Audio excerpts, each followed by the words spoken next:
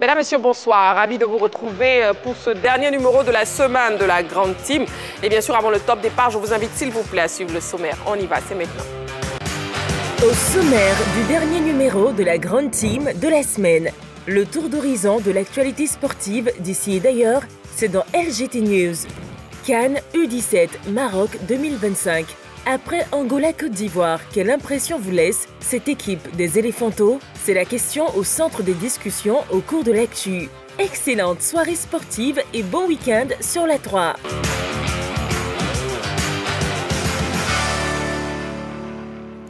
Cannes U17 Maroc 2025 après Angola Côte d'Ivoire. Quelle impression vous laisse cette équipe des Éléphantos? Bien sûr, pour nous joindre, vous aurez les téléphones de la 3, le 27 21 59 93 99 ou bien la page Facebook de la 3. Nous serons donc en direct pendant 90 minutes avec les membres de la team déjà présents sur ce plateau. Il s'agit donc de Roger Stéphane, bonsoir. Bonsoir Marie-Christine. Balo, bonsoir. Bonsoir Marie-Christine. Clément, bonsoir. Bonsoir Marie-Christine. Today is Friday. Yes, today is Friday. Ok, good alors. Nono, bonsoir. Bonsoir Marie-Christine. Vous allez bien, Noël Boli? Impeccable.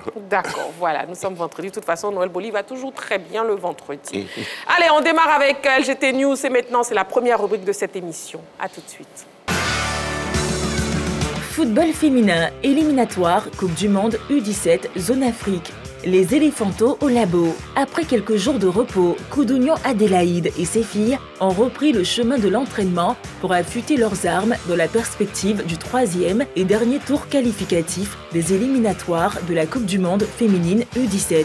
Le groupe a retrouvé son camp de base hier jeudi au Centre technique national de Bingerville pour peaufiner sa stratégie et garder intactes ses chances de qualification pour cette compétition grandeur nature. Les Éléphantos U17 seront face à leurs homologues guinéennes pour une double confrontation décisive. Elles recevront la Guinée le 20 avril prochain au Félicia avant d'aller défier cette même nation à Bamako le 25 du même mois. Éléphant, Zokora Didier défend Emers Faye. Dans une interview accordée récemment à Afrique Foot, Zokora Didier, dit Maestro, est revenu sur les résultats du sélectionneur Emers Faye, critiqué de façon virulente pour le jeu insipide proposé par ses poulains. Il faut laisser le temps au nouveau sélectionneur. Les gens oublient que Faye est là il y a juste un an. Nous avons gagné la Coupe d'Afrique des Nations grâce à son travail. Il ne faut pas le sous-estimer. Il y a eu de nouveaux joueurs qui sont arrivés. Il faudra du temps pour que la mayonnaise prenne. J'ai confiance en lui, il le sait. A confié l'ancien sociétaire de Saint-Étienne, du FC Séville, de Tottenham et bien d'autres clubs. Brésil, Mourinho sur la shortlist des potentiels sélectionneurs. Impliqué dans une bagarre générale en Turquie, après son geste déplacé envers le coach de Galatasaray, José Mourinho garde encore la côte. Tenez-vous bien que le technicien portugais fait partie des potentiels candidats à la succession de Dorival Junior sur le banc du Brésil. L'information est de Globosport. L'ancien coach de Chelsea et actuel patron de l'encadrement technique de Fenerbahçe n'a jamais caché son intention de prendre la tête de la sélection brésilienne. Mourinho pourrait se montrer intéressé par ce nouveau challenge, mais il devrait faire face à la concurrence de plusieurs techniciens, dont Carlo Ancelotti et bien d'autres. Nous sommes en direct sur la 3 ce vendredi soir. Vous suivez votre émission La Grande Team. Et bien sûr, on commence avec le débrief des news. Sport automobile, on en parle avec Balo. Oui, on en parle avec moi pour parler de Oscar Piastri, le vainqueur du Grand Prix de Chine, le jeune Australien. Il faut savoir que dans son parcours, il a été pilote de réserve avec l'équipe Alpine, l'équipe française Alpine. Et qu'en étant pilote de réserve, Alpine avait financé sa formation et que derrière, il avait donc planté sur le poteau l'écurie française pour signer avec McLaren. Ça, c'est pour la petite anecdote. Maintenant, Oscar Piastri estime que son premier rival, c'est Lando Norris, son coéquipier. Et pour moi, c'est une observation juste, vu qu'effectivement, McLaren a la meilleure voiture actuellement du paddock. En termes de vitesse de pointe, c'est la meilleure écurie. En termes même d'organisation, de structure de la monoplace, ce sont les meilleurs en ce moment. Donc, c'est une observation justifiée. Sauf que dans la manifestation, il faut avoir un peu de réserve parce que Max Verstappen a prouvé qu'il avait plus d'un tour dans son sac pour le Grand Prix d'Australie. Beaucoup s'attendaient à un doublé McLaren. Verstappen a terminé deuxième donc derrière Lando Norris. et a été 4e pour le Grand Prix de Chine. Et il est à 8 points seulement de Lando Norris pour le classement général. Lando Norris en a 44, lui il en a 36 et il y a 8 points seulement entre les deux pilotes. Donc il faut savoir que oui, sur la forme du moment, l'observation est juste, mais il faut appeler à la prudence et à la réserve car Verstappen et l'équipe de Red Bull ont plus d'un tour dans leur sac. Très bien. Et après sport automobile, éliminatoire Coupe du Monde féminine U17 Zone Afrique, les éléphantos au labo. Clément. Ah ouais, tout à fait. Hein. Adélaïde Koudounian et les éléphantos au labo pour pouvoir préparer le dernier tour des éliminatoires de la Coupe du Monde U17. On sait que voilà, elle et puis son groupe nous a habitués un peu en mode remontada et en mode miracle parce que lors du premier tour, quand même, elles se sont défaites des Sénégalaises voilà, en allant faire le match 2 buts partout à Dakar et puis on sait qu'il y a eu un but partout ici à Abidjan. Et puis au second tour face au Burundi, match aller, on a perdu sur le score de 3 buts à 1. Et puis il fallait cette remontada là, 3-0 au match retour. Et puis on passe. Cette fois-ci, ça sera face aux Guinéennes. On sait que ça sera un peu corsé quand même. Au labo, je pense qu'elle devrait enseigner à ces joueuses comment bien démarrer les rencontres, comment gérer également les phases aller. Parce que voilà, on ne va pas tout le temps être en mode remontada, en mode miracle également. On sait qu'il y a beaucoup de joueuses de qualité dans cette formation qui pourront porter les éléphantaux de Côte d'Ivoire. Et pourquoi pas pour une qualification historique parce que voilà, ça sera une première aller en Coupe du Monde U17 et on va souhaiter bonne chance à Adélaïde et ses joueuses et puis aller chercher cette qualification face à la Guinée qui ne sera pas facile mais qui ne sera pas également impossible pour nos joueurs parce qu'on a de la matière quand même. Bah justement, Clément, pourquoi les éléphantos et pas les éléphantes? Voilà. Parler des dames. Ah non, mais parce que voilà, on parle de petites, voilà, donc je pense qu'on parle d'éléphantos, on parle de l'éléphante. Si on dit éléphante, ça veut dire qu'on fait allusion à ce qu'on appelle l'équipe senior, qui est l'équipe A. Donc, voilà, il faut ramener à César ce qui est à César. D'accord, on a bien compris alors. Et parlons d'éléphants maintenant. Zokora Didier qui défend MS Faye. Moi, je voulais apporter également mon soutien à Faye MS, à travers donc Zokora Didier qui dit ceci. Il faut laisser le temps aux sélectionneurs. Les gens oublient que Faye est là il y a juste 1 an. Nous avons gagné la Coupe d'Afrique grâce à son travail. J'ai confiance en lui. Bien évidemment, moi aussi j'ai confiance en Faye MS. Parce que j'estime que les critiques contre Faye sont un peu virulentes quand même. Alors, qu'est-ce qu'on lui reproche? Faye a perdu contre la Zambie et la Sierra Leone. Les éléphants n'ont pas été séduisants contre le Burundi et la Gambie. Et après ça, on veut tuer Faye MS. Mais la Zambie a très souvent battu les éléphants de Côte d'Ivoire. Ce n'est pas un fait nouveau.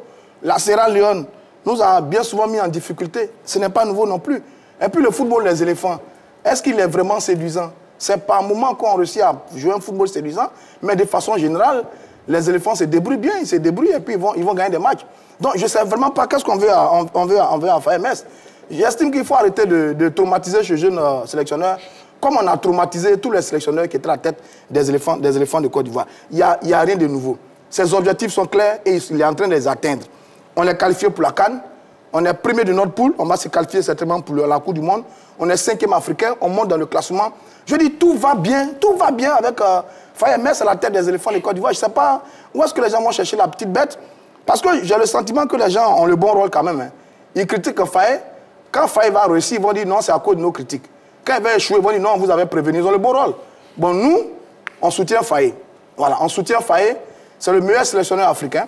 Les éléphants se portent très très bien. On nous gagne difficilement. On fait peur sur le continent. On est champion d'Afrique. On est qualifié pour la CAN. On est en train de se qualifier pour la Coupe du Monde. Il n'y a pas de feu à la demeure. Je pense que les critiques qui ont été faites à Faye sont très très dures. Il faut arrêter un peu. Certains sont même allés dire qu'il faut changer le préparateur physique qui n'a pas le niveau. Il a choisi son ami. Je ne sais pas quel est le but. Est-ce qu'on veut créer le trouble dans cette équipe des éléphants? Bon, c'est vraiment désolant.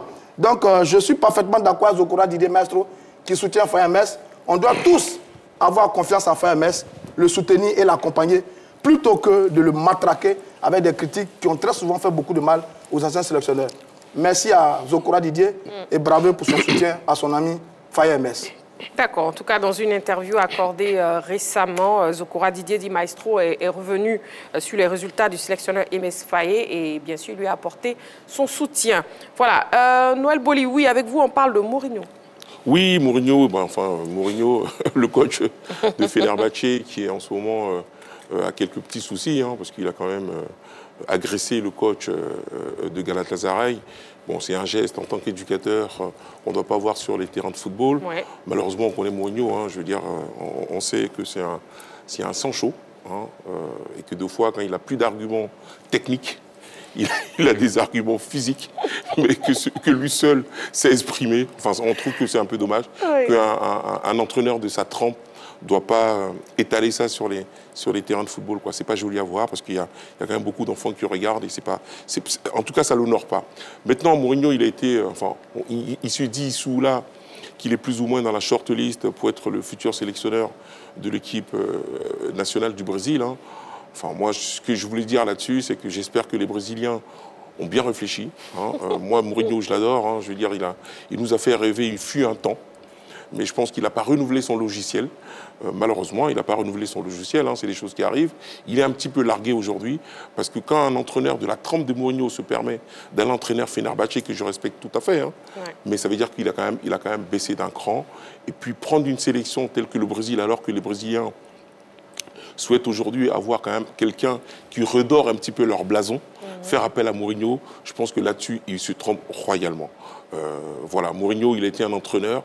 Il a été, comme on dit dans le milieu, il est un petit peu has-been aujourd'hui. Franchement, avec tout le respect que je le dois, Mourinho aujourd'hui, il est plus dans la polémique que dans la qualité technique qu'il déployait, il fut un moment. Donc, je pense que c'est une très mauvaise idée qu'aura la sélection brésilienne de faire appel à lui. D'autant plus que il y a Carlos Ancelotti, bon, il s'est dit sous là encore que l'année prochaine, il va rester au Real.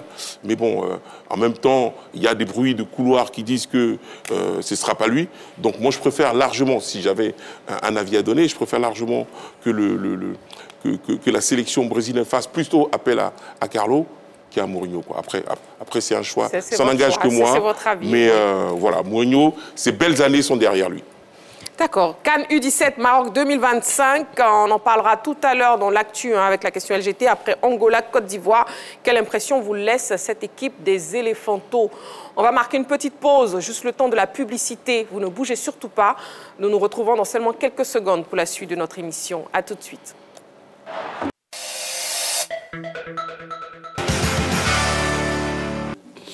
Nous sommes de retour sur le plateau de la Grande Team. On passe au focus. On y va.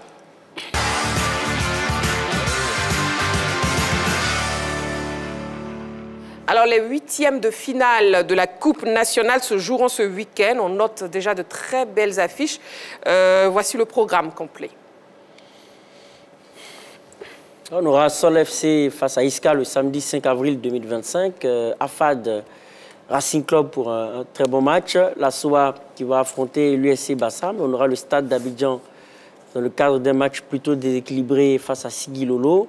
Pour le dimanche 6 avril 2025, AS Denguélé face au FC Mouna. Lundi 7 avril 2025, CO Korogo Sporting Club de Gagnoa. Jacques Dangré face à Leader Sport Club de Marcory.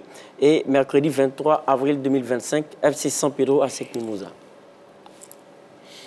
Entre l'AFAD, bon, déjà leader actuel de la Ligue 1, et puis le Racing Club, votre favori, Roger Stéphane? Écoutez, on va regarder ce match avec beaucoup d'attention. L'AFAD est costaud en ce moment, a éliminé le Stella, je crois, en 16e de finale. Le moral est bon chez les AFADistes, c'est le nouveau leader du championnat.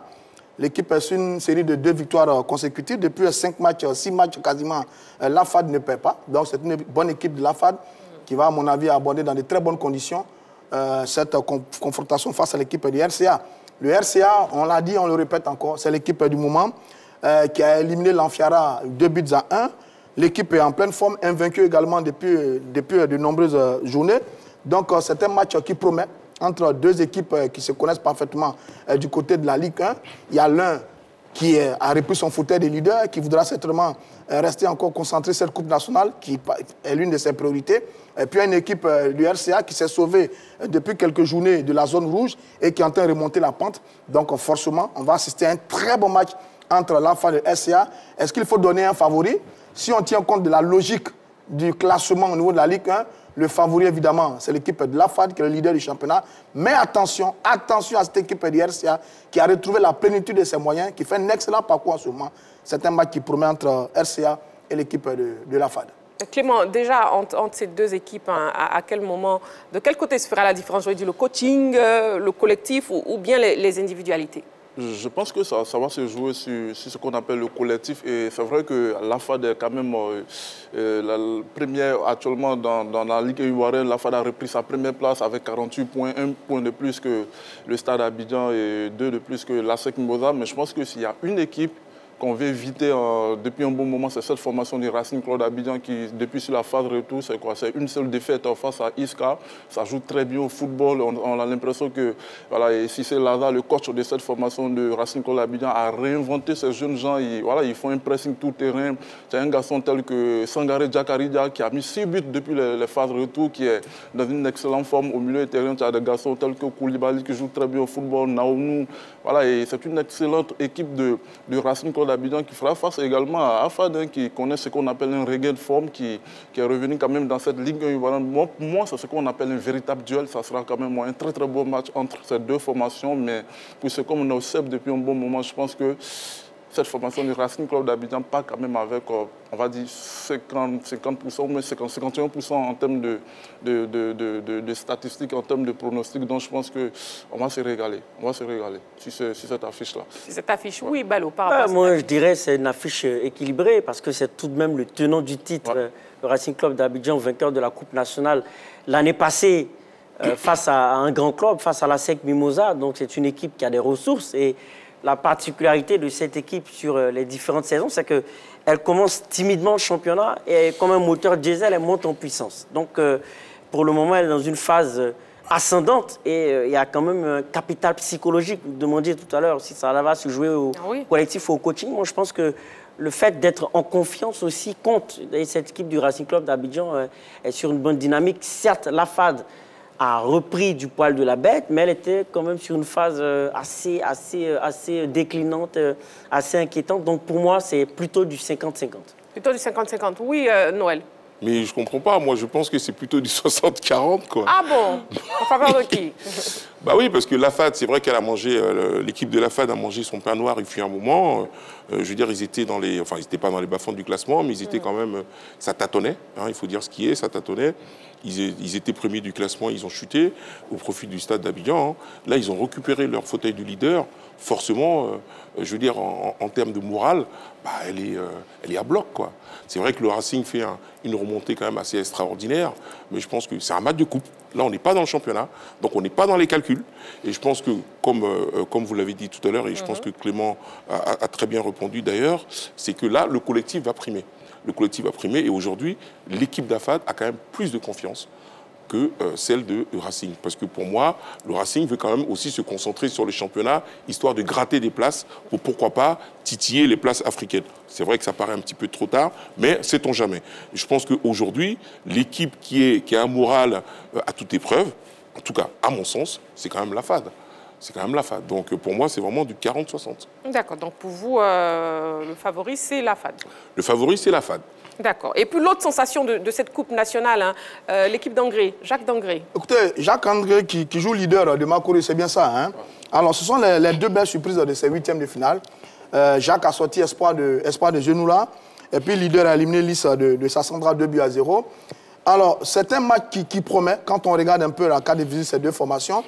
Beaucoup d'observateurs disent que cette équipe de Jacques joue très bien, Jacques d'Angré joue très bien, elle est en Détroit, elle joue très bien au football. C'est un football d'école avec un super formateur. Ces enfants, ils dominent quasiment la compétition au niveau de la Détroit. Ils font sensation depuis dans cette Coupe nationale. Maintenant, après la compétition, on est arrivé à l'étape des huitièmes de finale. Leader également fait une très bonne saison au niveau de la Ligue 2, au niveau de la poule B, qui a été leader de la poule B, qui flirte en ce moment avec le podium. C'est une équipe aussi qui nous de grandes ambitions. C'est une équipe qui fait également un football d'école. Donc, on va assister à un très beau spectacle entre ces deux formations qui en vérité, qu'on ne connaît pas beaucoup, mais comme on dit, il y a toujours les nouveaux nés, les nouveaux arrivants dans le football ivoirien et qui font sensation. C'est un match qu'il ne faudra pas rater, il va falloir le voir. Jacques joue très bien au football, leader joue très bien au football. Il y a une sensation au niveau de la Détroit, il y a une sensation au niveau de la Ligue 2. C'est un match qui promet. La chose qui est évidente, c'est qu'en quart de finale, on aurait un tout petit en quart de finale. Ça va être Jacques ou leader. Mais c'est un match intéressant qu'il va falloir aller regarder. Donc pour revenir à cette équipe de Jacques d'Angré, Balo, qu'est-ce qui fait la force de cette équipe? Moi, je dirais le potentiel technique qui est énorme. Ça, pour avoir commenté leur match face à Yopougon FC, c'est ce qui m'a frappé. Potentiel technique, capacité de de combinaison, des joueurs très à l'aise sur des 1 contre 1. C'est ce qui frappe déjà, un gros potentiel technique, même s'il y a encore un peu de naïveté, c'est normal, c'est une jeune équipe issue de l'académie. Donc sur ça, il faut savoir que gros potentiel technique, et c'est quelque chose d'assez exceptionnel. Vous l'avez dit, hein, une équipe issue du centre de formation, Jean-Marc Guillou, oui. Tout à fait. Je pense que quand on voit cette formation jouer, pour ceux qui ont vu la première promotion ou encore la deuxième promotion de la SEC Mimosa jouer, c'est pareil, hein, parce qu'on sait que le père spirituel de ces enfants-là, c'est Jean-Marc Guillou. Et voilà, pour moi, c'est l'affiche même de ces huitièmes de finale, un match à ne pas rater, parce que s'il y a une équipe qui est capable d'aller les chercher dans le jeu, techniquement également, c'est cette formation de leaders qui répond très bien dans cette Ligue 2 là, qui sait jouer au football. Mais ce que font ces gamins-là, pour ceux qui suivent la 2-3 comme moi, je pense qu'ils mettent des raclés à tout le monde et ils jouent. Ils nous démontrent que le football, c'est pas seulement que le physique, c'est la technique, parce que là, c'est des garçons qui jouent sur les réels, ce qu'on appelle des âges qui sont réels. Et tu as des garçons de 15 ans qui jouent parfois. Moi, j'ai suivi Baffing face à cette formation de Jacques Dangré, mais sérieusement, je pense que les joueurs de Baffing voudraient qu'on siffle la fin même de la rencontre, parce que la possession de balles, on te fait balader dans tous les sens. Ça joue tellement bien au football que même au Parc des Sports, quand il y a un match de Jacques Dangré, on fait pratiquement le plein. Il y a tellement de spectateurs qui viennent voir ces gamins-là jouer au football, donc ça joue tellement bien. Des garçons tels que Poison, Ediman et autres, et Modibo qui sont dans cette formation. Je pense que vous allez vous régaler pour ceux qui vont aller voir cette rencontre-là. Bon, pour moi, c'est la plus belle affiche de ces huitièmes de finale. Noël, c'est aussi la plus belle affiche, oui, Lisa de Marcory, moi, en tout cas, Dangré. ça me réconcilie avec le football, quoi. Je veux dire, n'en déplaise à ceux qui ne parlent que de résultats. N'en déplaise à ceux qui ne parlent que de résultats. C'est vrai, c'est ça le football. Le football, après tout, c'est du spectacle. Je veux dire, là, on voit la patte quand même de Jean-Marc Guillou, hein, qui a quand même fait ses preuves ici en Côte d'Ivoire. On sait tous, il a parlé de la SEC d'Abidjan. Et franchement, cette équipe, c'est la sensation du football ivoirien aujourd'hui. C'est la sensation. C'est-à-dire que même à travers... Moi, je viens de l'extérieur. Hein. À travers l'extérieur, on en parle. C'est pour vous dire qu'à un moment donné, la qualité footballistique d'une équipe fait qu'à un moment ou un autre, on parlera d'elle. Et cette équipe, c'est vrai qu'elle est jeune, qu'elle a encore quelques failles, parce que bon, elle est encore un petit peu jeune, elle est naïve, hein, ça c'est normal. Donc peut-être que l'équipe du leader va jouer dessus, mais en tout cas, en termes de jeu, en termes de philosophie de jeu, en termes d'intelligence de jeu, franchement, c'est un régal. Franchement, c'est un régal. Et le stade d'Abidjan, est-ce que finalement le stade d'Abidjan pourrait éviter ce match piège face à cette équipe de Détroit? Sigui Lolo. Écoutez, sur le tour précédent, le stade a eu un peu chaud quand même contre l'équipe de Deux Plateaux FC. Petite qualification, 1-0. Le stade traverse une période difficile. Le stade vient de perdre son fauteuil de leader. Le stade est sur 4 matchs sans victoire en championnat. Attention au stade d'Abidjan, une défaite face à cette équipe de Sigui Lolo pourrait occasionner une petite crise. Et une crise de confiance au niveau des joueurs. Attention au stade d'Abidjan, on était déjà inquiet. Sur le tour précédent face à Deux Plateaux, le stade a reçu le coup. Mais là, on a envie de voir quel va être véritablement le visage du stade d'Abidjan face à Sigui Lolo. Sigui Lolo a déjà un bon parcours. Ils avaient éliminé un pensionnaire de Ligue 1, c'était Boaké au tour précédent, 0-0 et 5-4 au tir au but. Il peut peut-être recréer l'exploit face au stade d'Abidjan. Sur ça, le favori, c'est évidemment le stade. Je pense que les Bleus et Rouges n'auront pas droit à l'erreur. Il va falloir gagner pour se mettre en confiance et se qualifier pour les quarts de finale. Gagner parce que la Coupe nationale reste l'une des priorités du stade d'Abidjan qui vise une place européenne, une place africaine, pas européenne la saison prochaine. Donc évidemment, le stade d'Abidjan va se donner les moyens pour réussir ce match face à Sigui Lolo. Maintenant, Sigui Lolo peut déjà se réjouir d'une belle campagne, 8e de finale de la Coupe. On a battu Boaké au tir au but, etc. C'est bien. Mais je pense que tous les regards seront un peu fixés sur la réaction du stade d'Abidjan qu'on attend au niveau de cette Coupe nationale et qu'on attend également au niveau du championnat. Stade de Sigui Lolo, bon, ça va être un bon petit match, mais je pense que les Bleus et Rouges, s'ils retrouvent le moral, s'ils retrouvent le football qu'ils avaient juste après la Ligue des Champions, ils sont capables d'aller faire un résultat face à cette formation de Sigui Lolo. Mais justement, est-ce qu'ils n'auront pas un problème de motivation vu qu'ils sont focalisés sur la Ligue 1? Oui, problème de motivation, mais hier on écoutait Alexandre Lafitte qui a noté des problèmes, une baisse de régime athlétique et émotionnel. Je pense que c'est deux facteurs importants pour une équipe. Hein. Le facteur émotionnel, d'où la motivation justement, et le facteur athlétique, c'est-à-dire physique pour si vous voulez, monter le curseur au niveau des prestations. Donc, à ce niveau-là, si le coach même décrit quand même quelques failles sur des éléments essentiels d'une équipe, je pense qu'effectivement, on peut s'inquiéter. Le mot piège n'est pas galvaudé. Hein. Le mot piège par rapport au match face à Sigilolo, qui est une équipe de 3e division qui n'a rien à perdre, qui a tout à gagner dans une coupe nationale où elle peut aller chercher la lumière, la visibilité et une belle performance. Donc moi, je dirais qu'il faut faire attention à cette équipe de Sigilolo et je miserais bien une pièce sur, pourquoi pas, un renversement de situation à ce niveau. Sporting Club de Gagnoua, oui. Est-ce qu'il pourra relever le défi face au Korogo? C'est au Korogo. Ah ouais, je pense qu'actuellement, ils se sont fait quand même un peu distancer dans la Ligue 2 par Tchologo qui a pris la tête de cette poule B. Donc je pense que ça peut être un objectif quand on voit l'ambition affichée par le propriétaire du club. On sait que voilà, il a des ambitions illimitées. Donc pourquoi pas un club de 2-2? On ne sait pas ce que ça va donner la fin de cette Ligue 2 là, ou encore un club tel que Gagnoua qui va en compétition africaine. Et ça peut se faire par quoi? En allant chercher cette coupe nationale-là. Voilà, hier, ils ont éliminé quand même mon espoir d'Azopé sur le score de 2-0.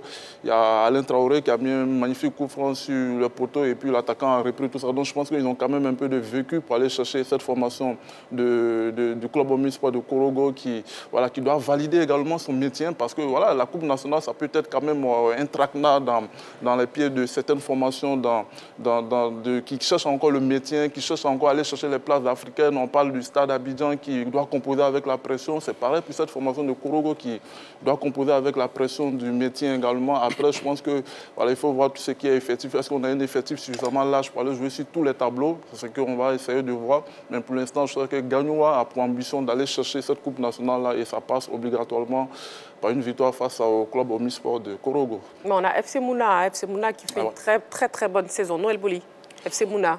Oui, enfin, FC Mouna qui fait une très belle saison. Enfin, on espère que elle va quand même pouvoir se départager dans son match, hein, mais ça risque d'être un petit peu compliqué parce que, comme je disais tout à l'heure, à un moment donné, il faut que ces équipes-là ont quand même des ambitions en championnat.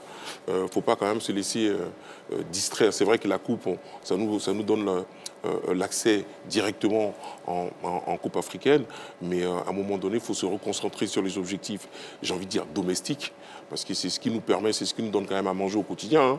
Donc, il ne faut pas quand même oublier ça. C'est vrai que la Coupe, pourquoi pas, mais à un moment donné, il faut se reconcentrer sur ces objectifs-là, et puis ne pas s'éparpiller, parce qu'on n'a pas, le FC Mouna n'a pas un gros effectif pour pouvoir jouer sur les deux tableaux. Donc je pense qu'à un moment donné, la fatigue se fera peut-être sentir. Et puis la direction du club va choisir une compétition qui, pour moi, restera quand même la compétition en championnat qu'en coupe, quoi. Donc pour moi, si elle passe, pourquoi pas, mais pour moi, elle va se reconcentrer sur le championnat. Allez, on va marquer une petite pause. Amoureux du sport, on se retrouve dans quelques secondes seulement pour la suite de notre émission. Surtout, on a l'actu. Allez, à tout à l'heure.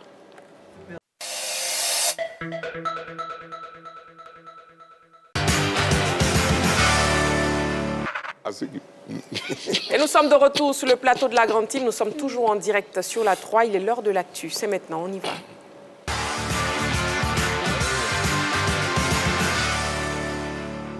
Le téléphone est bien sûr ouvert, le 27 21 59 93 99. Une question LGT pour vous. CAN U17 Maroc 2025. Après Angola, Côte d'Ivoire, quelle impression vous laisse cette équipe des Éléphantos? La sélection ivoirienne des moins de 17 ans était très attendue après sa démonstration d'entrée face à la Centrafrique. Pour leur deuxième sortie à la CAN 2025 ce soir au stade municipal de Berchid, les Éléphantos étaient à l'épreuve des jeunes Palencas Negras d'Angola. On regarde cet élément et après on en parle sur le plateau. La sélection ivoirienne des moins de 17 ans n'a pas réussi à battre son homologue d'Angola au terme de la deuxième journée de la CAN de la catégorie ce soir au stade municipal de Berchid au Maroc. Une victoire était nécessaire pour non seulement se qualifier pour les quarts de finale du tournoi, mais aussi s'ouvrir les portes de la prochaine Coupe du Monde des U17 qui aura lieu au Qatar du 3 au 27 novembre 2025. Pour le sélectionneur Bassiriki Diabaté et ses poulains, ce n'est que partie remise. Face à l'Angola, l'Angola, leur jeu offensif n'a pas porté les fruits escomptés. Il importe maintenant de tourner la page de cette contre-performance pour se concentrer sur le prochain match du groupe qui les opposera aux Aiglons du Mali ce lundi 7 avril. Quelques réglages dans les différents compartiments sont nécessaires pour remporter ce derby sous-régional. Il faudra terminer parmi les 2 premiers de la poule pour faire d'une pierre deux coups, à savoir se qualifier pour les quarts de finale de la CAN et s'offrir le billet pour la Coupe du Monde au Qatar. Le rêve est encore possible. Après Angola, Côte d'Ivoire, quelle impression vous laisse cette équipe des Éléphantaux? Bon, on va commencer avec Clément. D'abord, je pense que pour moi, j'ai l'impression de voir une équipe à double visage parce que voilà, face à une équipe de la Centrafrique qui n'avait pas quand même beaucoup de qualité sur chaque ligne, je pense qu'on a vu une équipe de la Côte d'Ivoire, des Éléphantaux qui ont fait quand même le travail. Ils ont fait un match propre, ils ont mis tout ce qui est ingrédient du football, c'est-à-dire jeu de transition, jeu de possession. Voilà, les coups pieds arrêtés, tout était bien exploité face à cette formation centrafricaine. On a vu même les chiffres qui ont parlé pour eux. Ils ont mis 28 tirs pour 13 tirs cadrés et ils ont mis à la fin 6 buts dans cette formation de la Centrafrique. Après, je pense que quand il y a eu l'adversité face à l'Angola, où il y a eu une équipe angolaise qui savait jouer au football comme nous, qui était aussi technique comme nous, qui a mis un peu d'impact physique également comme nous, je pense que voilà, on était un peu en difficulté. On n'a pas réussi également à mettre les occasions qu'on a eues au fond. Pourquoi? Parce que quand on prend également les chiffres, il y a eu 19 tirs pour les Éléphantaux et voilà, il n'y a pas eu de but. Donc je pense qu'il faut revoir ce côté-là. Il faut être un peu plus létal, un peu plus clinique également, de la concentration, parce que j'ai vu des jeunes gens, c'est vrai que quand il y a ces tournois de jeunes, chaque manager, chaque agent de joueur qui essaye de booster son bonhomme pour dire ouais, c'est une opportunité pour toi de te faire voir. Mais après, je pense qu'il ne faut pas oublier ce qu'on appelle le collectif. Il faut se mettre au service du collectif. Il ne faut pas penser, il ne faut pas être trop égoïste également. Il faut jouer avec les autres. Et puis, je pense que même si tu dois briller, tu vas briller dans un collectif. Mais si on doit te voir, on te verra également dans un collectif. Donc, il faut penser d'abord à la nation, au collectif. Et ils ont pêché sur ce côté-là aujourd'hui face à cette formation angolaise. Après, on va se mettre dans un peu de calcul parce qu'on sait qu'on joue le Mali en 3e position. Il faut aller chercher un résultat. Ça peut être un nul, ça peut être une victoire également. Mais pour l'heure, voilà, ils ont manqué de valider cette qualification-là face à l'Angola. Donc, moi, je pense qu'ils présentent un double visage, c'est-à-dire un peu rassurant face à une équipe qui n'a pas trop de qualité. Et puis, voilà, et on titube un peu face à une équipe qui a des arguments, qui est très, très solide également en face de nous. Après Angola, Côte d'Ivoire, quelle impression vous laisse cette équipe des Éléphantaux? Balo, une bonne impression, surtout dans la volonté de produire du jeu, parce que ce qui caractérise cette équipe, au-delà de certaines pépites individuelles qu'on a pu... Une seconde, Balo. Nous avons un appelant, M. Kofi Mathieu, qui nous appelle de Mbato. Bonsoir, M. Kofi Mathieu. Oui, bonsoir, la toute puissante Marie-Christine Degré. Bienvenue sur le plateau de la Grande Team, M. Kofi Mathieu. Merci bien et je salue tout le monde sur le plateau. Voilà, on vous écoute. Angola, Côte d'Ivoire, quelle impression vous laisse cette équipe des Éléphantaux? Je crois que les éléphants ont produit un bon football. Ils ont toute l'avenir devant eux. Oui. En tout cas, tant qu'ils vont continuer comme ça, je sais qu'ils vont aller loin. Parce que une fois, quand j'avais appelé, j'avais dit que les matchs amicaux, c'est vrai, c'est important, mais ça ne remplace pas la compétition. Oui. Qu'il fallait mettre en œuvre, une fois dans la compétition, tout ce qu'ils ont appris à l'entraînement. Et donc, je vois que vraiment, ils font tout pour mettre ce qu'ils ont appris en œuvre. Et donc, j'ai confiance que ça va aller, devant là-bas sera bon. D'accord. Très bien. C'est bien noté. Merci beaucoup, M. Kofi Mathieu. Merci. Maintenant, je voulais dire à Balo qu'il n'a qu'à s'exercer bien au niveau de la chanson parce qu'en fait, il va faire la démonstration. Ah, d'accord. Il n'y a pas de souci, M. Kofi Mathieu. Voilà. Merci beaucoup. Et puis, bon week-end à vous. Merci, bon week-end à vous aussi, M. Kofi Mathieu, qui nous appelait donc de Mbato. Balo, je vous laisse poursuivre. Bon, je continue l'entraînement. Oui, continuez l'entraînement. En attendant la chanson, en parlant des éléphants, pour dire que je disais qu'ils savaient produire du jeu dans la volonté de combinaison, mais jusque-là, pour moi, ils obtiennent les résultats. Face à la Centrafrique, ça a été un match plutôt facile où il y a eu pour moi, une explosion collective et individuelle du génie de cette équipe en battant 6-1 cette équipe de la Centrafrique. Et face à l'Angola, certes, elle a eu de l'adversité, mais elle n'a pas flanché. Elle a au moins obtenu un match nul qui, pour moi, est encourageant. Et en plus, dans le contenu, il faut savoir qu'elle elle a pêché par inefficacité. On en est à 0-0, certes, parce que les Angolais ont montré aussi du potentiel technique, ont montré de la maturité tactique, mais on en est à 0-0 parce qu'ils ont été moins adroits que lors du match face à la Centrafrique. Donc, pour moi, les indicateurs, pour le moment, sont ouverts. On produit du jeu, on se procure des occasions. On a des individualités qui savent s'exprimer. On a parlé du jeune Aïdara sur le premier match qui a été moins en vue sur cette rencontre, en tout cas dans l'optique de l'efficacité. On a des jeunes comme Diarra-Souba, notamment, qui est bien, comme Sommet également. Donc, il y a du potentiel technique, il y a du beau jeu qui est produit, il y a des occasions qui arrivent à être mises en évidence, sauf qu'ils n'ont pas été efficaces et faciles. Donc, ça veut dire que s'ils sont efficaces prochainement, eh bien, ils vont exploser le score et pour moi, c'est rassurant. Très bien. Oui, Roger Stéphane. Écoutez, moi, c'est un petit sentiment de déception. Petite déception par rapport à ce que j'ai vu cet après-midi sur le match de ces éléphants. Les éléphantaux, ils ont livré un match propre, un match correct. Ils ont dominé totalement cette équipe de l'Angola. Maîtrise collective, bonne qualité individuelle. Il y avait tout. 13e minute, frappe de Diarra-Souba. 39e minute, frappe contrée de Cheikh. 45e minute, frappe de Cédric. 49e minute, action manquée de Aïdara. 52e minute, super coup franc de Mobio. 76e minute, action de Toali. Quand j'ai dit tout ça, c'est les actions de but qu'on a eues qui auraient pu permettre à cette équipe des éléphantaux de s'imposer 2-0, 3-0 et que personne n'aurait crié au scandale. Maintenant, il faut remarquer que l'adversaire d'aujourd'hui n'a pas le même pédigré que l'adversaire. Le premier adversaire, cette équipe angolaise joue bien au football. Elle a démontré, mais nos garçons ont été très très bons. On est très fiers d'eux. Maintenant, malheureusement, ça pose le fameux débat qu'a soulevé Noël tout à l'heure. Pour ceux qui aiment le bon jeu, les éléphants ont bien joué, mais ils n'ont pas gagné. Nous qui sommes les adeptes du résultat, voilà, nous qui sommes les adeptes du résultat, voilà qu'on est un peu dessus. Donc on va tous retourner, ils vont retourner à leur copie encore pour revenir. Parce que ce qui a manqué dans ce match-là, c'est le résultat. Les éléphants ont bien joué, ils ont dominé le jeu, ils ont été beaux, ils ont été bien. Malheureusement, ils n'ont pas gagné. Bon, les Noël vont les féliciter, mais nous, on est un peu déçus parce que nous, ce que l'on attend, c'est les résultats. Et le résultat a manqué aujourd'hui. D'accord, continuez, hein, messieurs, à vous lancer des pics. Nous avons un appelant. Monsieur Ouattara Amadou, il nous appelle de Sassandra. Bonsoir, monsieur Ouattara. Bonsoir, comment ça va? Je vais très bien. Et vous aussi, j'espère? Oui, ça va très bien. Je salue tous les invités. Voilà. Après Angola, Côte d'Ivoire, quelle impression vous laisse cette équipe des éléphantaux, monsieur Ouattara? Ok, vraiment, je félicite bien les Ivoiriens. En tout cas, ils ont bien joué. Voilà, qu'ils n'ont qu'à continuer comme ça. S'ils continuent comme ça, comme contre Mali seulement, Inch'Allah, on va les gagner. D'accord. Voilà, donc, c'est ça. D'accord. C'est bien noté. Merci beaucoup, monsieur Ouattara Amadou. Ok, merci. Qui nous appelait donc de Sassandra, effectivement, le prochain adversaire de la Côte d'Ivoire, ce sera le Mali. Oui, Noël, on vous écoute à présent. Oui, enfin, c'est vrai que c'est les éléphantaux. Il ne faudra pas qu'on les regarde avec, comme si c'était les éléphants. Hein. Je veux dire, c'est quand même des jeunes, c'est très faillible. Il y a encore beaucoup d'axes d'amélioration. Le jeu n'est pas toujours ce qu'on peut espérer d'une équipe assez mature. C'est que ça reste quand même des gamins. C'est du U17. Donc, regardons ça avec la fenêtre du U17.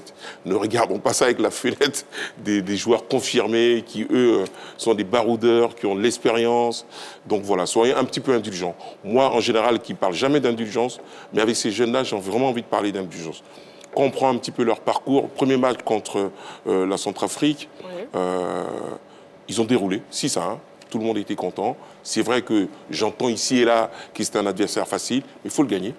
Vous savez, des fois, les adversaires faciles, ils sont assez coriaces, ils vous embêtent, il faut les gagner. Donc les 6-1, c'est très bien joué. Ensuite, ils ont eu un adversaire un peu plus coriace qui s'appelle l'Angola. C'est vrai qu'il y a eu quelques justesses techniques qui ont manqué. Mais en tout cas, c'est de bon augure, c'est de bon augure. Je veux dire, il faut les encourager. Il faut les encourager. C'est vrai qu'il y a des fans du résultat, mais il faut le construire, ce résultat. Et moi, je parle de la construction du résultat. Et c'est encore des gamins, quoi. Je veux dire, ne parlons pas tout de suite de résultat avec eux. Moi, même s'ils perdent, je vous dis honnêtement, hein, ça c'est mon sentiment personnel, même s'ils perdent le tournoi, si demain ils sortent du tournoi et qu'ils ont produit du jeu et qu'il y a une ambition dans le jeu, à un moment ou à un autre, ils arriveront loin. Comprenez? Moi, je pense j'ai pas envie qu'ils gagnent spécialement avec des sports étriqués, des contenus pas du tout beaux à voir. Non. Moi, j'estime que c'est des jeunes. C'est maintenant qu'il faut les inculquer des valeurs du collectif, des valeurs de l'intelligence dans le jeu et des valeurs du savoir-faire. Et quand ils vont arriver au plus haut niveau, eh ben, ces valeurs-là seront inculquées dans leur ADN. Comprenez? C'est des jeunes de 17 ans. Il ne faudra pas qu'on les regarde avec la fenêtre. Très bien. D'accord? La fenêtre des pros, des joueurs confirmés. Donc c'est pour ça que je dis, pour moi, je suis satisfait. C'est vrai qu'on espère toujours mieux, mais pour l'instant, c'est de bon augure. Il faut les encourager, il faut améliorer ce qui n'a pas marché et puis aller de l'avant. Mais en tout cas, pour l'instant, c'est encourageant. D'accord. Nous avons un appelant, M. Ladi, de Jacquesville. Bonsoir, M. Ladi. Bonsoir, Marie-Christine. Bienvenue sur le plateau de la Grande Team. Merci beaucoup. Voilà, on vous écoute. Après Angola, Côte d'Ivoire, quelle impression vous laisse cette équipe des Éléphantaux? Moi, je ne suis pas du tout content. C'est l'habit. Est-ce que vous pouvez, s'il vous plaît, couper le volume de votre télé ou bien vous éloigner, s'il vous plaît? Moi, je ne suis pas du tout content. Parce que, vu comment les jeunes ont joué avec Centrafrique et puis l'Angola, pas du tout passé. Il y a eu trop de pression et j'ai comme l'impression que les enfants s'embrouillent un peu en attaque. En attaque. Ils s'embrouillent un peu. Surtout Diarra-Souba. Il a été vraiment individualiste. Il n'y a pas eu de tir. Parce que les Anglais, quand ils ont vu le match, les Anglais sont bien. Mais eux, ils doivent calmer pour pouvoir attaquer. Ils ont bien joué, mais ils n'ont pas eu le tir. C'est ce que je voulais dire. Donc moi, vraiment, ça ne m'a pas trop impressionné par rapport au match de Centrafrique. D'accord, c'est bien noté. Merci beaucoup pour votre participation. Merci beaucoup. Mais est-ce que vous constatez une progression dans le travail du coach Bassiriki? Ah ouais, tout à fait. Moi, je pense qu'il faut féliciter Bassiriki, qui pour moi est un excellent formateur. On a vu ses travaux. Il a gagné le championnat avec les jeunes joueurs du Racing Club d'Abidjan. Il nous a conduit également au tournoi scolaire et on voit clairement sa patte ou encore sa philosophie sur cette formation. Il a démarré avec un 4-4-2 et on sait que dans ce 4-4-2-là, des joueurs, l'ossature de cette formation des Éléphantaux, c'est quand même le FC San Pedro. Sur les 22 joueurs convoqués, il y a eu quand même 5 joueurs du FC San Pedro et lors de la première rencontre, il y a eu 3 joueurs du FC San Pedro qui ont été décisifs. On parle des garçons tels que Mobio, l'arrière gauche, ou encore des garçons tels que Malo, le milieu de terrain, et Diarra qui ont marqué quand même pour les Éléphantaux. Après, le deuxième club, c'est quand même Lasek Moza qui vient avec 4 joueurs. Je pense qu'il a bien composé sa formation et comme l'a dit Balo, clairement, c'est une formation qui joue très bien au football, dans la possession, dans l'envie d'exploiter ce jeu de couloir avec Diarra-Souba ou encore Gobei à gauche qui prennent énormément leur couloir et je pense qu'on doit les féliciter parce que lui, il a sa philosophie, c'est-à-dire faire bien jouer les jeunes et c'est ce qu'on voit actuellement après. Comme on l'a vu aujourd'hui, face à l'Angola, il faut être clinique, il faut être létal devant le but parce qu'on sait que ça sera un match compliqué face au Mali. Le Mali, même si le Mali se qualifie, parce qu'actuellement, on ne connaît pas le score Mali-Centrafrique, mais je pense que même si le Mali se qualifie, pour moi, ça sera quand même un véritable test également pour les gamins de Bassiriki parce que le Mali, en termes de formation de jeunes, des garçons tels que Souleymane Dembélé, le numéro 10 qui joue très bien au football, ils ont quand même de la bonne graine également. Donc pour moi, ça sera un match difficile. Mais pour ce qu'on a vu en termes de jeu, de compartiment, que ce soit à la défense, que ce soit au milieu de terrain, que ce soit en attaque, c'est un jeu qui est bien huilé de la part de Bassiriki. On sait qu'il maîtrise bien ces jeunes gens, il maîtrise bien ces gamins. Après, il doit les demander parce que même s'ils sont jeunes, la compétition, pour moi, je pense qu'on parle de football moderne actuellement. Il y a des gamins de 17 ans qui sont en train de bousculer le monde. On parle bien sûr de Lamine Yamal. Donc, pour lui, actuellement, on n'attend plus. Voilà, et donc, ce sont ces compétitions-là qui vous permettent quand même d'avoir beaucoup de bouteilles, beaucoup d'expérience. Mais en termes de philosophie de jeu, bravo à Bassiriki parce que pour moi, c'est l'un des meilleurs formateurs de la Côte d'Ivoire et c'est un excellent coach quand même. Oui, Balo, on poursuit avec le coaching. Oui, pour le coaching, je pense qu'on a déjà vu quelques images du stage. Hein. C'est quelqu'un qui a de la pédagogie, qui est un bon pédagogue et qui est conscient que ces jeunes ont besoin aussi d'être encouragés, encadrés. Il le fait si bien, mais maintenant pour le contenu des différents matchs, on voit tout de suite qu'il a su quand même inculquer certaines valeurs à ces joueurs-là, parce qu'on a souligné le fait qu'ils jouaient bien, mais il y a aussi l'engagement. Il faut souligner aussi l'engagement de ces jeunes joueurs, ce qui veut dire que le message pour le moment passe. Le message de Vassiriki passe, donc il prouve encore que c'est un bon coach. Et par rapport aux différents compartiments, hein, Roger Stéphane, déjà le gardien de but, le bastion défensif, rassurant? Écoutez, notre gardien n'a pas été très sollicité aujourd'hui. Hein. J'ai vu qu'à la 68e minute, il y a eu un but angolais qui a été refusé pour hors-jeu. C'était un hors-jeu tout à fait justifié d'ailleurs. Donc il n'a pas été très sollicité. Ça a été le cas également lors de la première journée face à l'équipe de la Centrafrique. Mais dans l'ensemble, c'est une défense qui a l'air solide, qui ne concède pas beaucoup d'occasions de but et qui relance bien les ballons en s'appuyant sur le milieu de terrain et son attaque. Mais quand vous regardez l'équipe des éléphants, la vraie force, c'est son bastion offensif. C'est en attaque qu'on voit des garçons qui sont vraiment de très bonne qualité, notamment Dira Souba dans son couloir, qui est grand, qui est fin, qui est technique, qui est rapide, qui est vraiment très bon. Aïdara également a donné beaucoup de belles choses aujourd'hui. Donc c'est une équipe qui est bien harmonisée, Et ça, c'est le résultat d'un sélectionneur qui en poste depuis 2022. Aïdara l'emporte depuis 2022. Oui. C'est peut-être sa première grande compétition continentale de cette équipe. Bassiriki, il dit Aïdara. Bassiriki, depuis 2022, c'est peut-être sa première grande compétition continentale avec cette formation. Mais il a participé à 2 tournois de Montaigu. Il a fait le tournoi de l'UFOAB, pendant lesquels il a été très bon. Donc son travail est en train de payer. Rappelez-vous qu'on gagne le Cameroun, on gagne la Somalie, on gagne la Centrafrique. Là, on fait nul face à l'équipe de l'Angola. Maintenant, moi, je dirais à Aïdara d'insister sur la culture de la gagne pour nos garçons. Parce que la culture de la gagne, elle s'apprend très tôt. Une compétition, ça se gagne. Si on avait gagné aujourd'hui, on était qualifié pour la Coupe du Monde. On a bien joué, on n'est pas encore qualifié.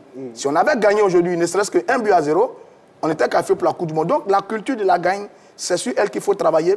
Le football allemand n'est pas très beau à voir, mais le football allemand a la culture de la gagne. Et c'est ça qui est le plus important quand on écoute nos garçons. Donc oui, c'est une équipe qui joue bien, mais il faut qu'elle gagne. Parce que si on doit aller loin dans cette compétition, qu'on a remporté seulement en 2013, ça fait longtemps. Si on doit aller loin dans cette compétition, il faut gagner les matchs. Et aujourd'hui, on n'a pas fait un très bon résultat. Nous avons un appelant. Bonsoir, monsieur. Bonsoir, madame. Monsieur Diomandé, vous nous appelez de Mans, c'est ça? Oui, c'est ça. D'accord, bienvenue sur le plateau. On vous écoute après Angola, Côte d'Ivoire. Quelle impression vous laisse cette équipe des Éléphantos, CAN U17? Oui, bonsoir à tout le plateau. Bonsoir, monsieur. Bonsoir, monsieur. Oui, l'équipe U17 m'a laissé une bonne impression après ce match de ce soir. Parce que vu le déroulé du match, à la première mi-temps, on jouait un peu à la babaque. On n'arrivait pas à aligner des passes. Oui. Mais dès le retour des vestiaires, j'ai vu la patte de l'entraîneur. On a fait le dédoublement avec les garçons comme Dira Souba. Mais on a vraiment pêché à la finition avec le numéro 9, Aïdara. Donc, je suis confiant pour la suite. Si on arrive à gommer certaines largesses offensives, je crois qu'on pourra bien s'y tenir face au Mali. D'accord. Je suis confiant pour la suite. Ok, c'est bien noté. Merci beaucoup, monsieur Diomandé, pour votre participation à l'émission. Et les envoyés spéciaux du groupe RTI, justement, Jean-Sylvain Esso et Frédéric Edia, ont pu recueillir les propos de certains acteurs au terme de cette partie. On regarde. Un point dans une compétition, c'est toujours bon à prendre. Voilà, vu ce que les enfants ont proposé, le nombre incalculable d'occasions, il y avait mieux à faire. Mais aussi, c'est une compétition, on n'a pas perdu, c'est bon à prendre. Derrière, nous nous mettons sous pression. Un dernier match qu'il va falloir aller chercher, un résultat. Ça apporte beaucoup de pression, mais c'est ça aussi la compétition. La compétition n'est jamais linéaire. Il y a forcément des embûches et des obstacles qu'il va falloir franchir. Et justement, nous avons préparé les garçons à tous ces scénarios. Il va falloir répondre présent. Vocês estão a falar com um homem de 60 anos, há mais de 60 anos. Bon, vous parlez avec quelqu'un qui a déjà 60 ans. Eu tenho muita experiência nas competições africanas. Et je suis donc très expérimenté dans les compétitions en Afrique. E hoje as tecnologias permitem, quer nós, Angola, quer Costa do Marfim, quer todas as outras equipas, fazerem um estudo de outrem. Et aujourd'hui, grâce aux nouvelles technologies, on a la chance de bien étudier l'adversaire. Bom, mas ainda assim continuo a parabenizar essas equipas que estão no nosso grupo. Mais en dépit de cela, je continue à féliciter les équipes de notre groupe. On a manqué de réalisme, mais comme je leur ai dit, hein, on n'a pas perdu. Ils étaient un peu tristes, ils étaient un peu abattus, tête baissée, on levait la tête, on n'a pas perdu, on a 4 points. Il nous reste encore un match pour valider la qualification. Donc il faut toujours rester positif et bien récupérer pour le match de lundi et battre les Maliens pour se qualifier directement et finir premier du groupe. On sera là, on va rester là jusqu'à la fin des matchs de poule. On a dit c'est important pour nous de nous qualifier déjà pour la Coupe du Monde du 17. C'est très important pour le foot ivoirien. Et les matchs contre le Mali, c'est toujours des matchs particuliers. Formule-toi. Voilà un élément donc de nos envoyés spéciaux au Maroc, Jean-Sylvain Esso et Frédéric Edia. Oui, bon, par rapport au coaching, Noël Boli, qu'est-ce que le coach devrait gérer pour améliorer la suite de nos éléphantaux? Bah écoutez, le premier match, si on se réfère au match, hein, moi je me réfère au match, le premier match il gagne 6-1, le deuxième match il fait un match nul. D'accord? Donc, qu'est-ce qu'on peut dire si on veut sortir une analyse un petit peu globale des deux matchs? Premier match, c'était la foire. Il y avait des ballons partout, ça rentrait, tant mieux. Deuxième match, c'était un peu plus serré. Ça voudrait dire qu'à un moment donné, il faudra peut-être avoir réglé un certain nombre de choses offensivement. Mais moi, j'ai confiance en ce coach. Ce qu'il produit est très beau et très bon. Et forcément, ça va nous amener à un moment ou à un autre à la victoire. On est trop pressé. Construisons ça, quoi. Je veux dire, prenons le temps de construire. Moi, je suis ingénieur génie civil. Quand je fais un bâtiment, je ne commence pas par le toit. Je commence par le sous-sol. Je consolide mes fondations. Je suis certain que mon sous-sol va tenir. Mais si on commence à avoir quels résultats sous prétexte que les Allemands jouent bien au foot, les Allemands, ils sont cohérents. C'est reparti. Non, c'est pas... Non, mais je tenais à le dire parce que c'est important. Il faut qu'on prenne le temps de construire notre football. Et deux fois, construire notre football, ce sera au détriment de certains résultats et de certaines même compétitions. Mais tant pis, il faut que ça soit dans la continuité. Et ce coach est dans la continuité. Et c'est ça qu'on doit encourager. Pas forcément le résultat. Ce qu'il y a dedans, le contenu de ce qu'il met en place. Parce que c'est ce qui va nous garantir forcément, à un moment ou à un autre, le résultat. Ce sera indéniable. Voilà ce que je voulais dire. Nous avons un appelant, M. Guejac, qui nous appelle d'Atingué. Bonsoir, M. Guejac. Oui, bonsoir, maman Christine. Bienvenue sur le plateau de la Grande Team. Oui. On vous écoute. Après Angola, Côte d'Ivoire, quelle impression vous laisse cette équipe des éléphantaux? Bon, en tout cas, d'abord, je leur souhaite bonne chance. Bien, le jeu n'est pas mauvais. C'est pas, quand même, dans tous les matchs, on va gagner 6 buts à 0, 4 buts à 0 ou 5 buts à 0. En tout cas, le match nul n'est pas mauvais. Il faut dire pour finir qu'il y a des équipes là qui je sais pas, hein, qui ne peuvent pas nous gagner. Voilà. Quand on joue contre eux là, oui. Je ne sais pas que je les filme, mais vraiment ils ne nous gagnent pas la plupart des matchs politiques, comme les Mali comme ça. Donc ça veut dire qu'on a nos places au tour suivant. Voilà. Je suis confiant que le Mali sera une portée. D'accord. Maintenant, je voudrais demander une doléance là. À la RTI surtout. Le match de lundi, qu'il puisse nous montrer sur une chaîne de la RTI. C'est bien noté. Merci beaucoup, voilà. Monsieur Guejac, qui nous appelait donc d'Atingué. Merci beaucoup pour votre participation à l'émission. Justement, par rapport au derby Côte d'Ivoire-Mali, bon, comment vous voyez ce derby?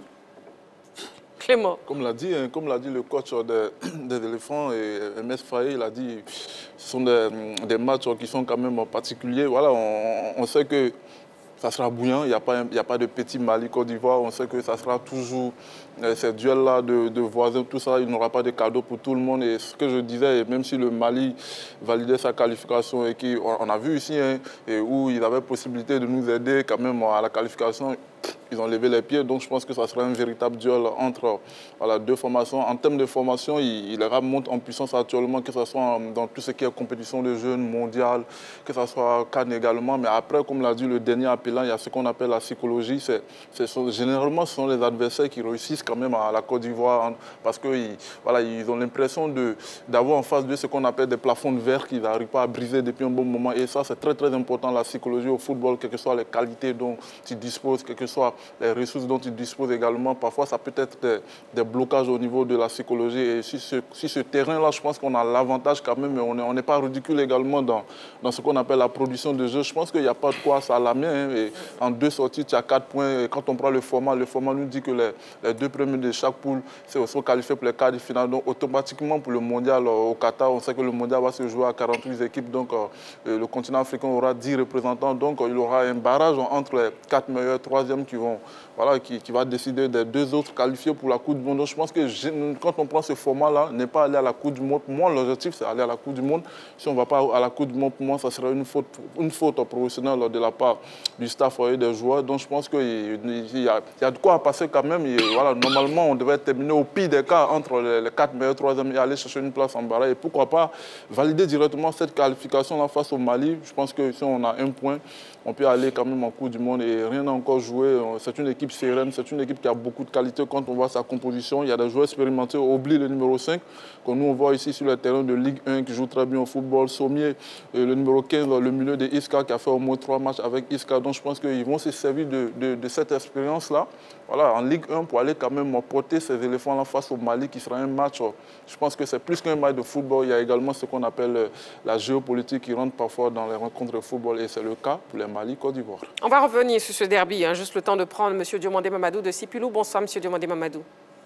Marie. Oui, M. Diomandé Mamadou. Bonsoir, ma très belle chère. Bonsoir, M. Diomandé Mamadou. Bienvenue sur le plateau de la Grande Team. Oui, salut, le plateau de la Grande Team. Oui. Bonsoir. Et on vous écoute. Après Angola-Côte d'Ivoire, quelle impression vous laisse cette équipe des Éléphantaux? Bon, mais déception, mais confiance pour la suite.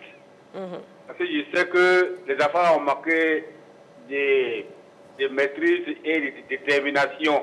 Oui. Mais avec les réglages par rapport au coach Vassiliki et face au Mali, qui est notre adversaire de tous les temps, on va faire une victoire.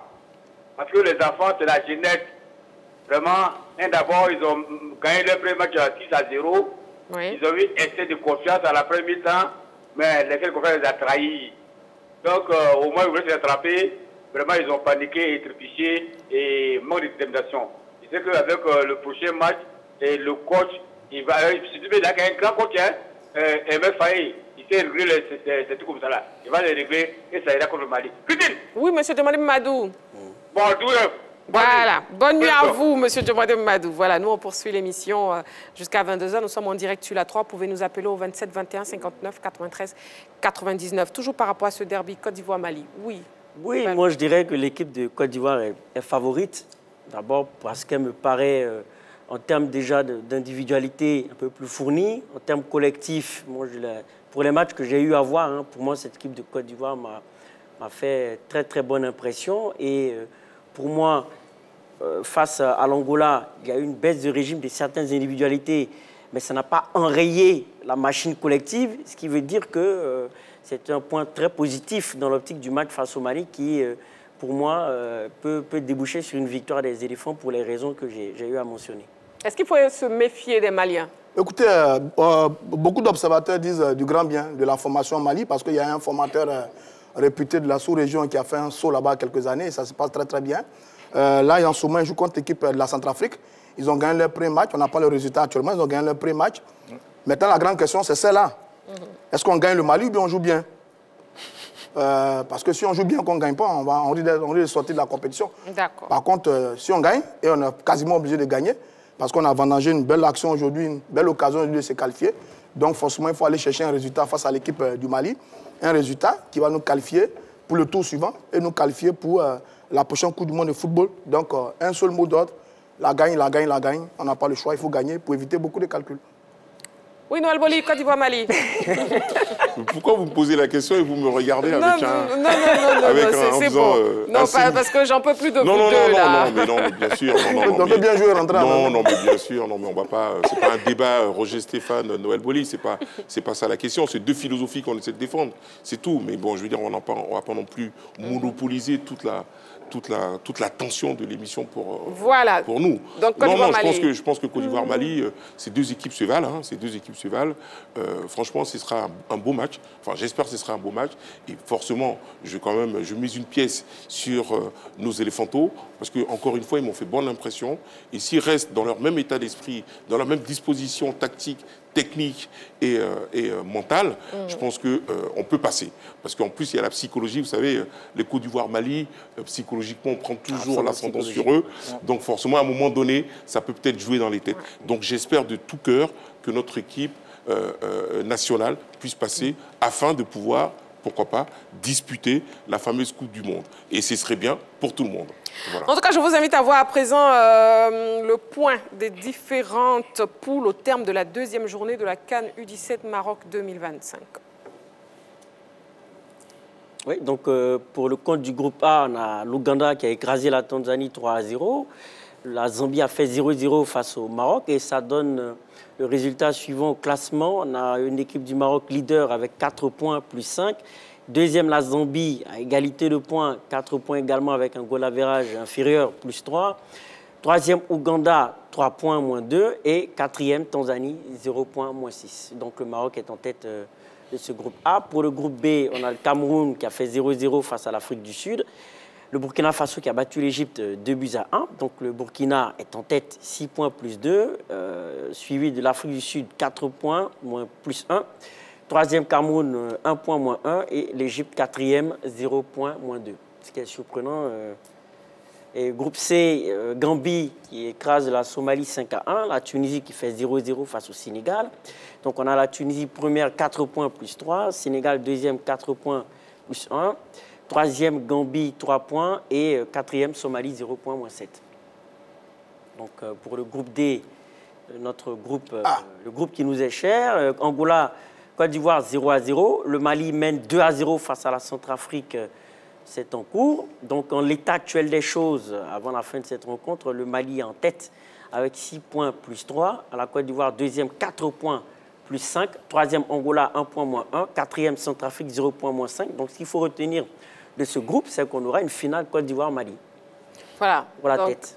Pour la tête, oui. Bon, déjà des favoris qui se dégagent, hein, analyse après ces résultats. Ah ouais, tout à fait. Hein. Je pense qu'il y a une équipe quand même qui impressionne, cette équipe du Burkina Faso menée par Tapsoba qui est un excellent attaquant. On a vu quand même ce qu'il a montré. Premier match, il fait doubler face au Cameroun. Deuxième match, il va mettre un but d'attaquant quand même. Il est en train de porter quand même clairement cette formation, cette équipe du Burkina Faso. Après, je pense que quand on prend les configurations, c'est pareil. Hein. On a vu le Sénégal même qui fait fort en termes de formation de jeunes, qui a calé également lors de la seconde rencontre. Donc je pense que voilà, il ne faudra pas tirer sur nos éléphantaux. Et même le Maroc qui joue à domicile, qui a cartonné également lors de la première rencontre, mais qui a calé également lors de la deuxième rencontre. Donc pour dire que le niveau, il se resserre quand même sur le continent et tout le monde se met à la formation. Donc je pense que voilà, le continent, c'est une compétition qui est relevée pour ce qu'on a vu des matchs. Mais je pense que les favoris naturels vont remonter petit à petit, tels que le Sénégal. Je pense que quand on parle de compétition, on parle de marathon également. Il faut avoir ce qu'on appelle le fighting spirit. Il faut savoir monter en puissance au moment opportun, au moment important également. Donc je pense que c'est ce que vont faire les cadres de cette compétition-là. Mais pour moi, les favoris naturels, je pense qu'il y aura le Sénégal, il y aura le Mali, le Burkina Faso également, et le Maroc également. Parce que sur les dernières éditions, ce sont ces nations-là qu'on a vues quand même dans le dernier carré d'as, encore en quart de finale. Et pourquoi pas la Côte d'Ivoire pour aller chercher, pour aller titiller quand même voilà, ces nations-là, parce qu'il y a un gros potentiel au niveau des gamins de Bassiriki. Oui. Nous avons un appelant. Bonsoir, monsieur. Bonsoir, madame. Bienvenue sur le plateau de la Grande Team. Vous appelez comment, s'il vous plaît? C'est M. Bamba Bassiafa. Monsieur Bamba, bienvenue sur le plateau de la Grande Team. On vous écoute. Après Angola, Côte d'Ivoire, quelle impression vous laisse cette équipe des éléphantaux? Bonsoir, madame. On vous écoute, monsieur Bamba. Bon, mais je salue la Grande Team. Bonsoir, monsieur. Bonsoir, monsieur. Ouais, c'est pas facile de vous joindre vraiment. Mais Dieu merci que j'ai pu vous joindre ce soir-là. J'ai un souci avec l'équipe nationale de Côte d'Ivoire. Je vous en prie. adresser ça aux responsables d'équipement de nos équipes nationales. Le maillot blanc, là, ils n'ont qu'à arrêter de porter ça à nos joueurs. Ça ne nous porte pas chance. Je vous en prie. C'est mon souci qu'il y a ce soir-là.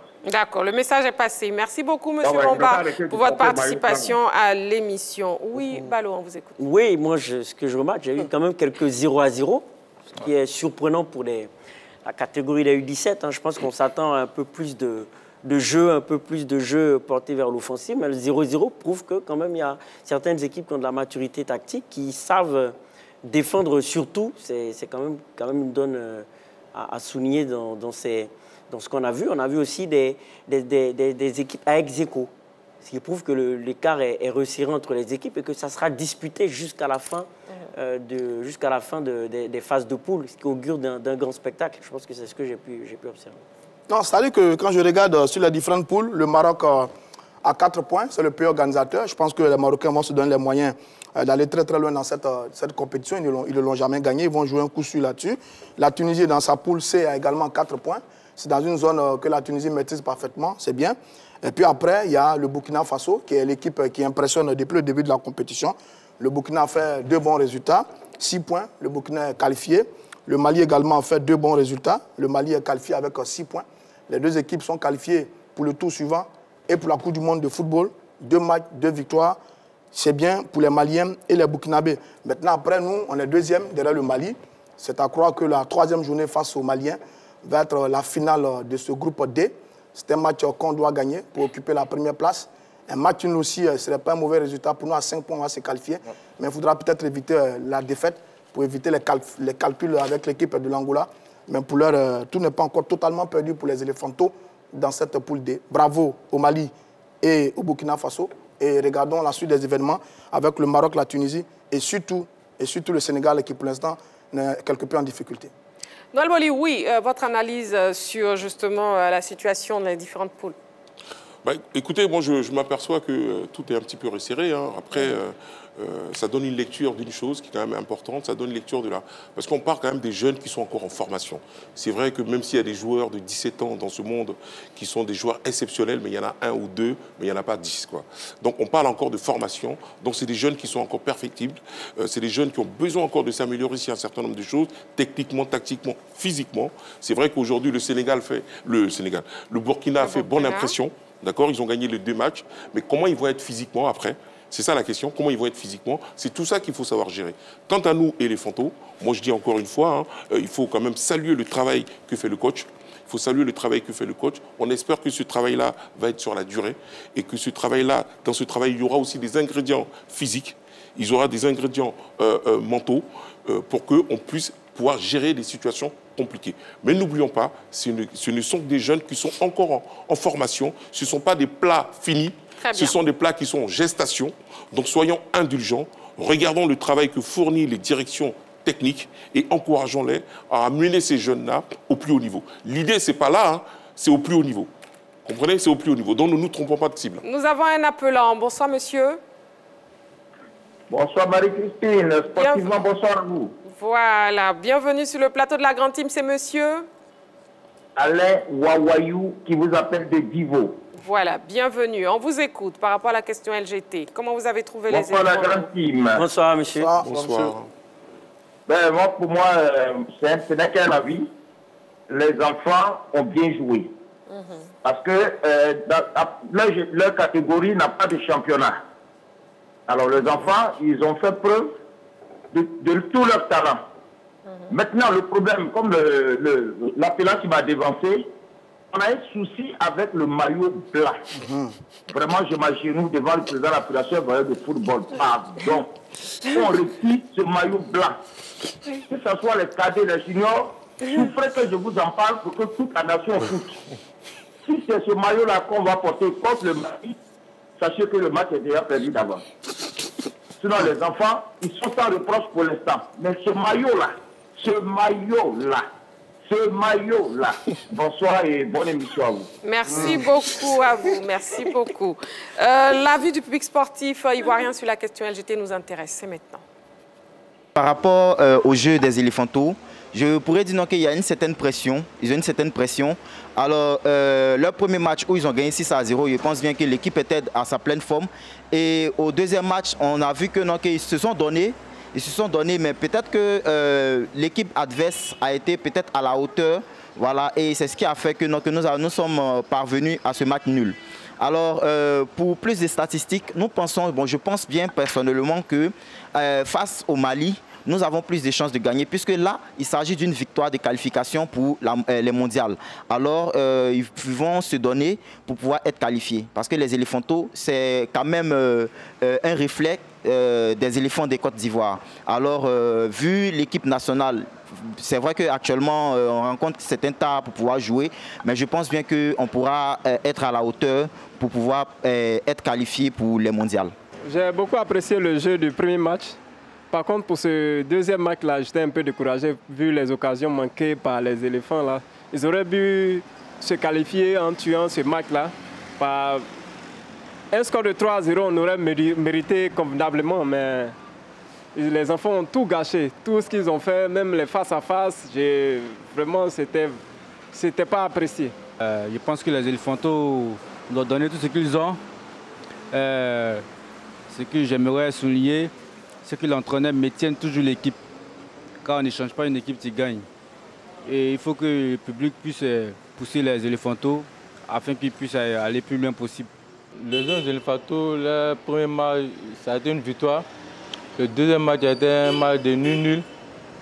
Mais je suis certain, rassuré que le troisième match, ils seront qualifiés pour le mondial. Vraiment, ils apprécient beaucoup de courage. Dieu a sa main dedans. En tout cas, bonne chance à nos éléphantaux pour la suite. Pronostic Côte d'Ivoire-Mali. Roger Stéphane, pronostic. Ouf, je ne sais pas trop. Je pense que quand on joue mal et puis qu'on gagne 1-0, c'est bon. D'accord. Noël Boli. Quand on joue très bien et qu'on gagne 2-0, c'est encore mieux. D'accord. Balo. Et parce qu'on n'a pas gagné, on a bien joué seulement. Non, moi, je suis dans la rivalité, donc je dirais, la rivalité extrême, je dirais 3-0. Je vais être très... 3-0 pour la Côte d'Ivoire. Ouais. Clément? 1-0 pour la Côte d'Ivoire. 1-0 pour la Côte d'Ivoire. D'accord, on attendra donc de voir. En tout cas, bonne chance à nos éléphantaux U17 pour cette CAN au Maroc 2025. Allez, LGT News, c'est maintenant. On y va.